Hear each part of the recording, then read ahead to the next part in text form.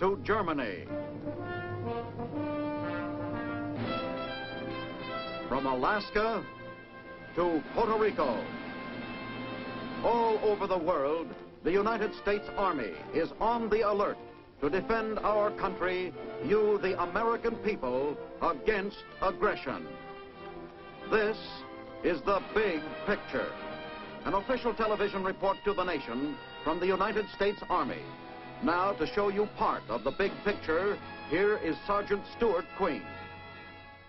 Continuation of world tension makes it necessary for American fighting men to serve on another continent during peacetime.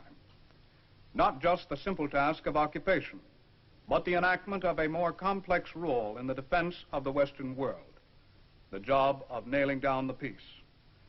Our cameras swing to focus close up on those who stand alert, guardians of our perimeter of peace, soldier in Europe.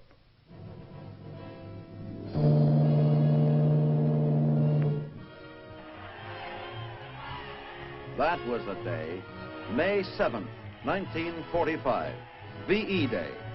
A war was over and the world celebrated loud and long. Most of us would be going home, but there was still a job to be done, and some would have to stay. The second time in a quarter century that American soldiers would serve in Europe in peacetime.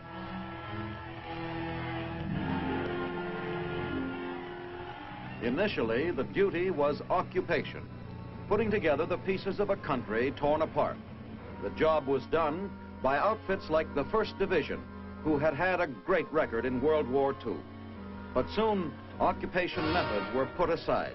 The defense of Western Europe became top priority, and steps were taken to meet the challenge. Keeping pace with mounting tensions around the world, the job grew more complicated and increasingly important. An iron curtain divided Europe. These were not times for complacency. It was time for a new look.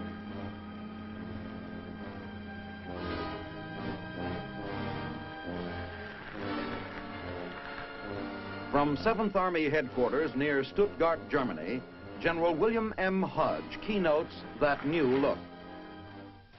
Here in Germany stands the United States 7th Army, one of the finest field armies in the world. The divisions that make up 7th Army form a strong, well-knit fighting machine. A roll call of regiments would sound names that record magnificent passages of honor and glory in the stirring history of American arms. The men of these regiments are proud of their heritage and trained in their mission. 7th Army troops, representing 48 states and the territories of the United States, do not stand idle in garrison. They are skilled and proficient. They are in the field in continuous day in and day out maneuvering, training themselves physically, mastering their weapons, preparing themselves to meet any emergency with competence and valor. Tonight, while you sleep, men of the 7th Army, along with fellow members of the NATO team, will be in the woods and fields of Western Europe, working on military problems of many types. These men are watchful and alert. They keep a ceaseless vigil. The colors and banners of all the 7th units wave high, symbolizing Americans' determination to stand firm and unflinching before any aggressive force that may threaten the free and democratic nations of the world. One thing about an alert, you never know when it's going to come. Somewhere along the line, somebody has started things moving. And it's just like a chain reaction. Everything rolls along according to plan. Word is passed along from unit to unit. Battalion takes it from regiment and sends it along to company. When the charge of quarters gets it, it's his job to get the men out.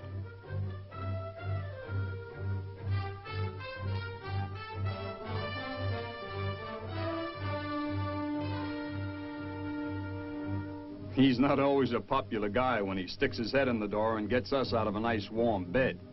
But he's just doing his job, and it sure is necessary when you think of how easy this could be the real thing.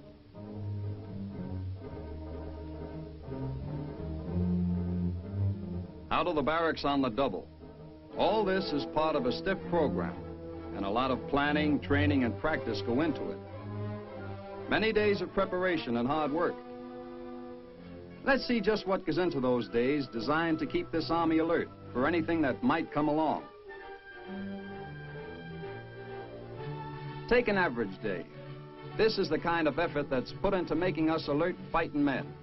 A day with units in the field, where things start mighty early in the morning.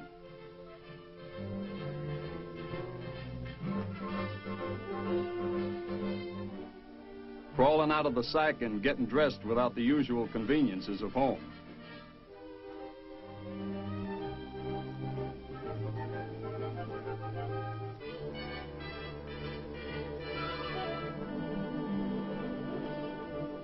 Where you make a helmet do double duty.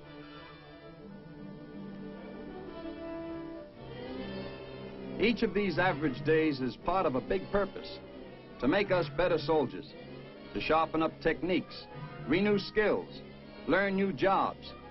All because guys on the other side of that metal fence are walking around with loaded pistols.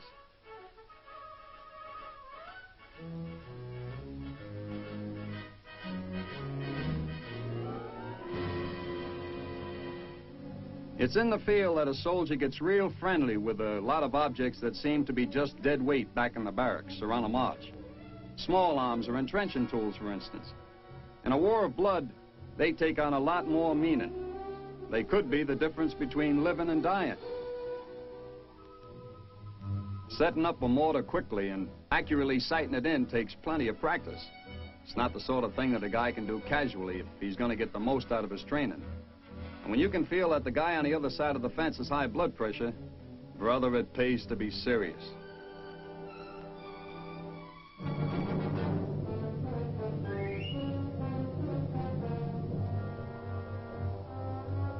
Officers and combat veterans who know the score keep training rolling along at a fast clip.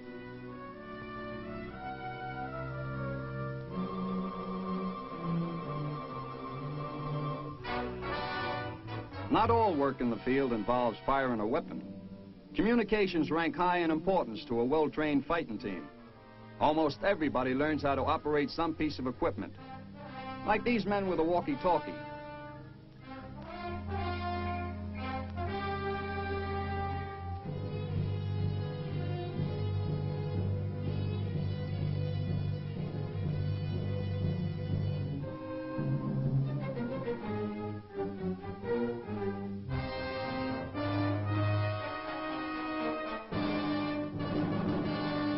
Another means of communication is an air-ground pickup.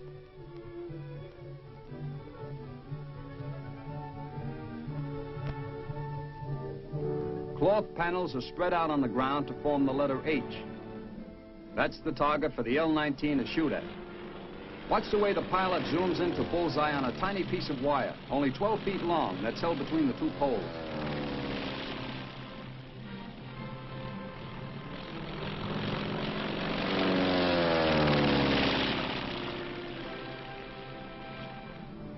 One thing about our training, we're taught to know what we're doing and why. At the Tank Training Center in Vilseck, Germany, the course includes just about everything a soldier has to know about armored vehicles. There are basic and advanced courses in driving, maintenance, gunnery, and tactics, in the field and in the class. There's nothing left out. Every part of the theory and operation of armor on wheels is covered.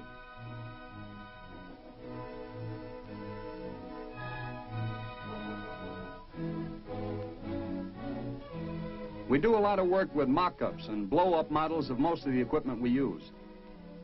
This instructor is explaining how those little electrons go slamming their way around inside those radio tubes and make it possible to communicate from inside a tank.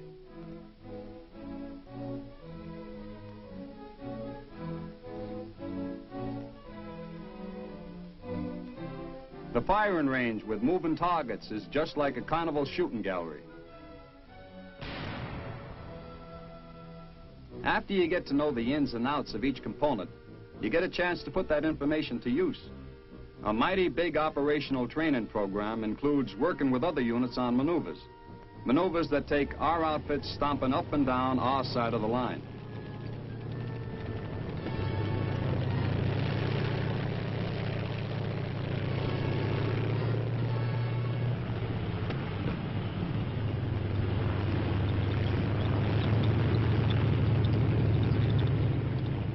One of the things everybody pays a lot of attention to is the right way to employ all this firepower. You'd be surprised at just how much you have to know. Things like reading maps and judging terrain, because you don't always have superhighways to barrel along on when you drive a tank. But the big moment comes when a lot of different outfits get together for combined maneuvers. To many veterans, these operations have a familiar ring. They've seen war in the past. And here, actual battle conditions are very closely reproduced.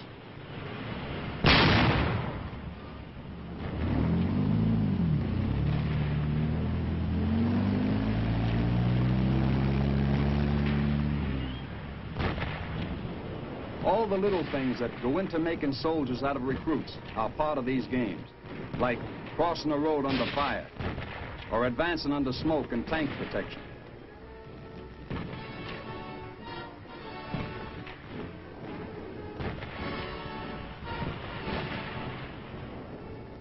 The town to be taken and the particular problem at hand is just on the other side of that hill. The approaches get a heavy bombardment. Then, men and tanks move forward, just like the whole thing was for keeps.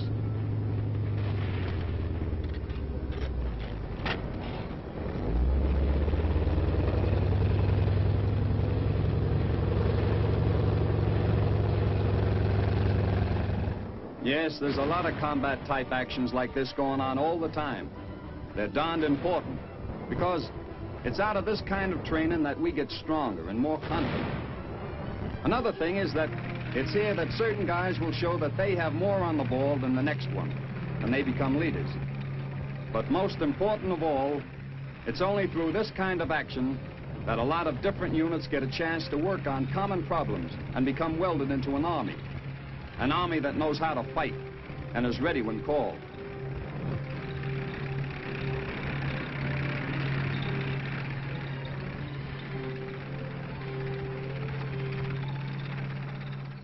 It's a big job for any field army to get the men fed. Usually, supplies have to be trucked in from distant points. Some of our dairy products, like eggs and butter, come all the way from Denmark. Fresh baked bread is the last item on this pickup.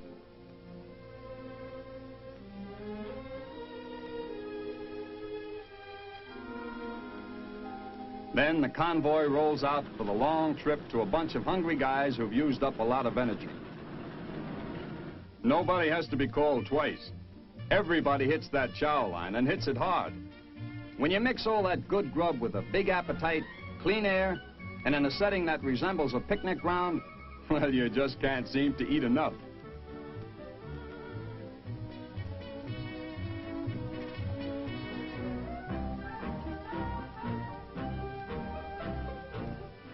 One of the best ways we show how things are done on our side of the fence in Europe is the way freedom of religion is practiced in our army. A fella can be of any faith he chooses, and he gets the same chance as anyone else to practice that faith. Like these men taking part in Catholic services.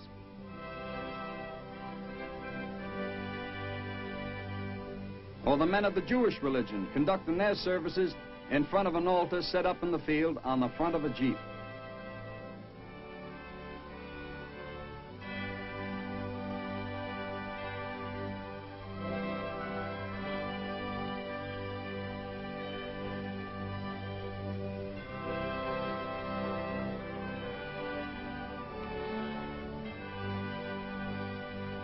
The Protestant minister leads his service in the shadow of stacked rifles. Chaplains are part of our regular Army life. They're always ready to assist in the spiritual development of any soldier.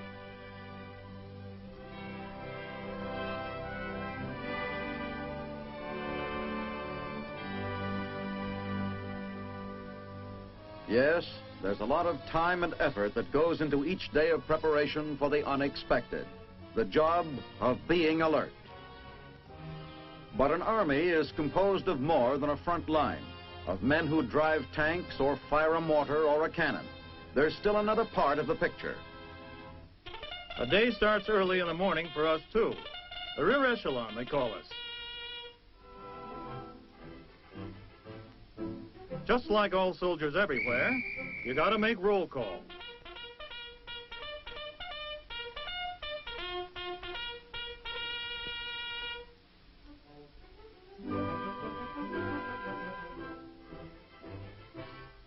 The man blows that whistle, and you hustle out to be there when the platoon sergeant starts counting noses and passes on the word that all are present or accounted for.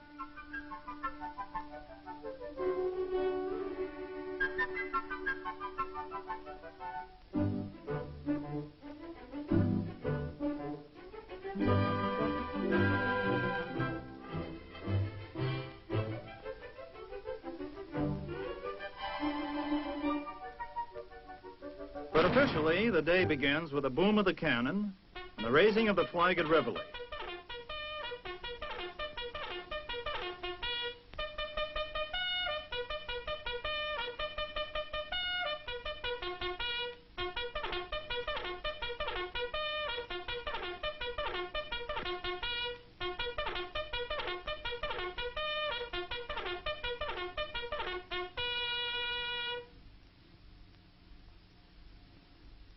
Physical training, good for the circulation, it says here.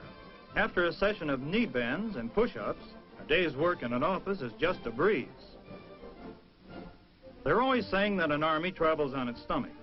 But from the looks of things at our message center, modern war machines make their meals out of paper. But there's no doubt about its importance. If the paperwork wasn't done, there'd be an awful lot of confusion. In addition to the usual communications instruments, like the telephone, we have hundreds of other types of machines that require the services of highly skilled technicians. The world seems to be getting more technical all the time, and we sure get our share here at headquarters. Machines of every type and description. Radios operated by men who know the Morse code. Or teletype lines that cover a couple of continents.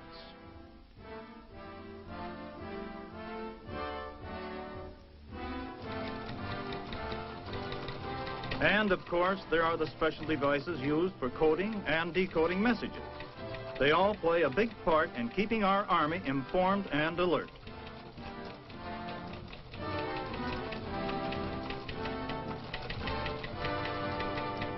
These are tense times in Europe, and until there are concrete indications that the situation will change, our forces will just have to keep maintaining constant watch, keeping things well oiled against any surprises. But it's not all nose to the grindstone every minute. Off duty, there are plenty of social activities. Sports, for instance. Baseball is still the national pastime here, and there's a lot of hot competition in service league games.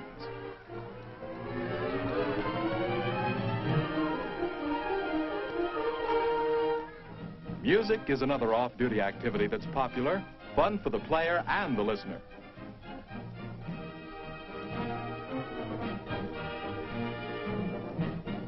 When this group played at Stuttgart's Wilhelma Gardens, they had an appreciative audience, and it was standing room only for the birds. The quality of our musicians surprised a lot of Europeans. One of them said, "We knew Americans could make good automobiles, but we never knew you could play music like this." We've been making a lot of friends with those clarinets and trombones. Other emissaries of pleasure and goodwill are the 43rd Division's Winged Victory Chorus.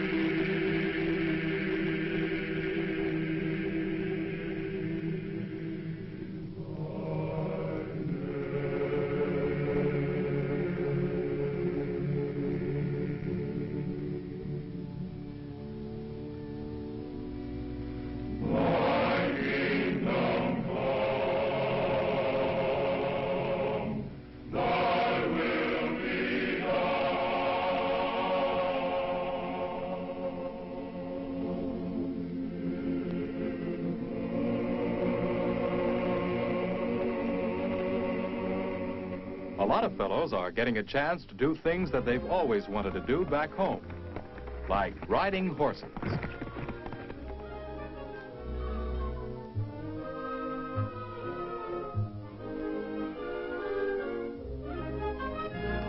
Or getting around to see the sights. Somebody said that our generation would be the most worldly wise of them all. There are few who don't take advantage of this special opportunity to see new places and new things.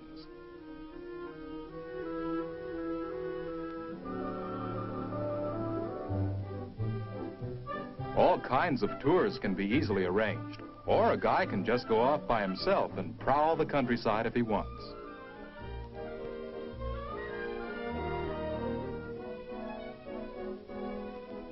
A place that's a big draw is the Bavarian Alps, and naturally, almost everyone who gets to Berchtesgaden makes the long climb up the hill to see the same view that used to give old Adolf Hitler his nightmarish inspirations.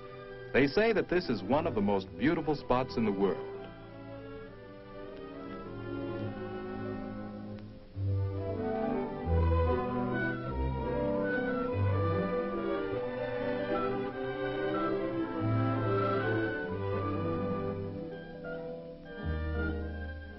These bombed-out ruins are all that were left of 3 churches. They gave us the chance to do a real job as off-duty ambassadors. It was through this rubble that we deepened understanding between us and the Germans who used to worship in them. We took over this stable, which doesn't look like much now. But watch what happened to it. Plenty of elbow grease was contributed by a big gang who pitched in on their own time to build a memorial to the demolished churches.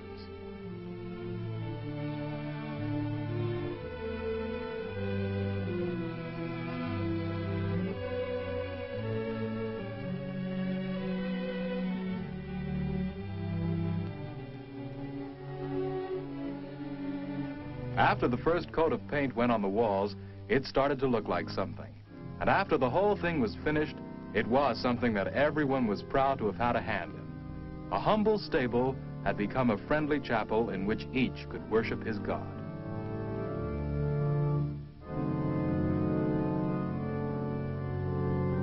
It was named the Chapel of the 3 Stones, and it got that name from the fact that the altar was composed of stones from each of the wrecked buildings. The amazing thing about this whole project was the amount of goodwill shown by all concerned. General Hodge summed it up at the dedication. I congratulate you upon your accomplishment in constructing this house of worship as a symbol of community goodwill and religious tolerance. May it be shared by all, military and civilian, and our German neighbors. It stands here today as a symbol of freedom, tolerance, and peace among men. A stable, the birthplace of Christ, has become a first place of worship for all men. Perhaps the most vital function of our European training is our role in the integration of the fighting forces of NATO. That's the North Atlantic Treaty Organization, composed of 14 countries. War games and combat exercises are being held constantly. Combined maneuvers with units who don't speak the same language call for a lot of careful preparation.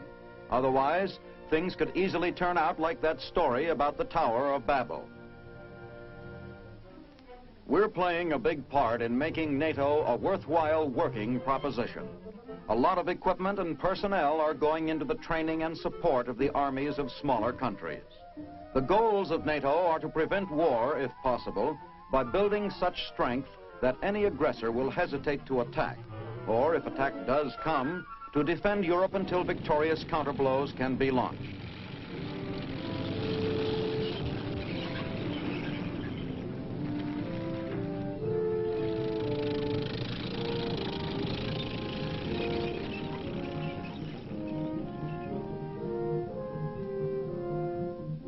Living and working so close to those long stretches of barbed wire that separate nations of suspicion and fear from those who work in harmony, the importance of the NATO program becomes clear. We're pressing on toward the goal of security for Europe, which so vitally affects the security of all the world.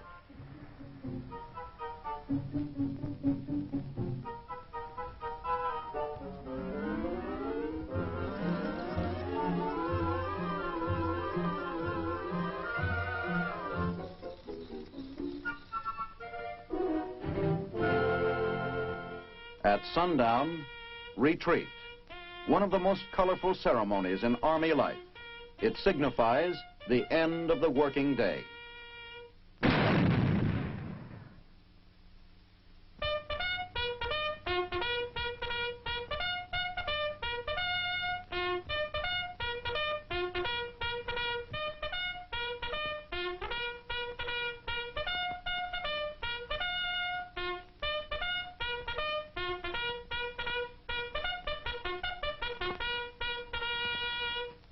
So ends an average day, with American arms standing as a bulwark of peace and freedom against the threat of war and slavery. Soldier in Europe, part of the greatest peacetime army ever assembled, ready to meet with effectiveness any emergency that might arise. Yes, our soldiers in Europe are demonstrating their purpose. Maintenance of an unrelenting vigilance and an ability to work in close cooperation with fighting men of other nations in discouraging aggression.